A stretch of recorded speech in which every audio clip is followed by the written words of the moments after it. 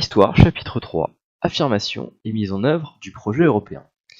D'abord, intéressons-nous aux origines du projet européen. Au début des années 1950, le contexte est compliqué pour les pays d'Europe. C'est la sortie de la Seconde Guerre mondiale et beaucoup de pays sont dévastés par cette guerre. C'est les débuts de la guerre froide et cela correspond aussi à la perte de l'influence de pays d'Europe au niveau international. Alors, des projets d'un rapprochement entre pays d'Europe avait déjà existé avant la Seconde Guerre mondiale, mais n'avait pas abouti. En 1951, dans le but d'établir une paix durable en Europe et de réconcilier deux des grands pays européens, l'Allemagne et la France, un rapprochement économique permet la création de la CECA. CECA, ça signifie Communauté européenne du charbon et de l'acier. 6 pays d'Europe font partie de cette communauté. La France, l'Allemagne, en l'occurrence la RFA, l'Italie, la Belgique, les Pays-Bas et le Luxembourg. Et l'objectif donc est de faciliter les échanges de deux ressources très importantes pour l'époque, le charbon et l'acier.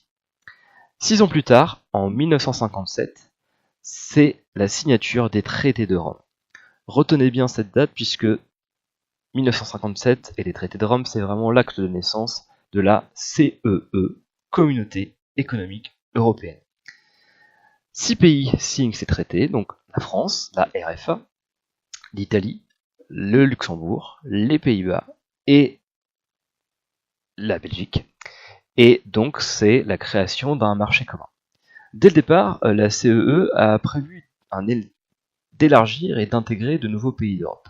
C'est le cas en 1973 lorsque le Royaume-Uni, l'Irlande et le Danemark intègrent la CEE. En 1981, c'est la Grèce qui rentre dans la CEE. En 1986, c'est le Portugal et l'Espagne qui sont redevenus démocratiques après la mort des dictateurs espagnols et portugais. Et donc, si vous faites le bon calcul, on est à ce moment-là à 12 pays. En 1995, après la fin de la guerre froide et la chute du mur de Berlin, c'est l'Autriche, la Suède et la Finlande qui rentrent dans le projet européen.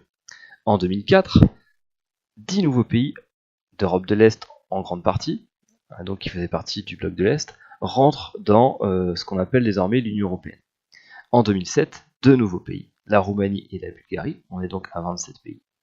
En 2013, la Croatie qui rentre dans l'Union européenne, et évidemment, il ne faut pas oublier ce qui s'est passé l'année dernière, avec le Brexit en 2016, et donc ça donne un coup d'arrêt à cette dynamique d'élargissement, puisque il est prévu que le Royaume-Uni sorte de l'Union européenne. Alors, de 1957 à aujourd'hui, le projet européen a permis plusieurs réalisations. Avec le marché commun, d'abord, les échanges ont été rendus plus faciles en Europe.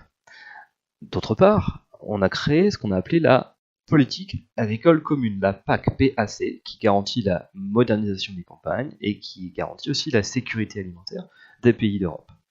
En 1992, là aussi retenez bien cette date, un traité est signé, le traité de Maastricht.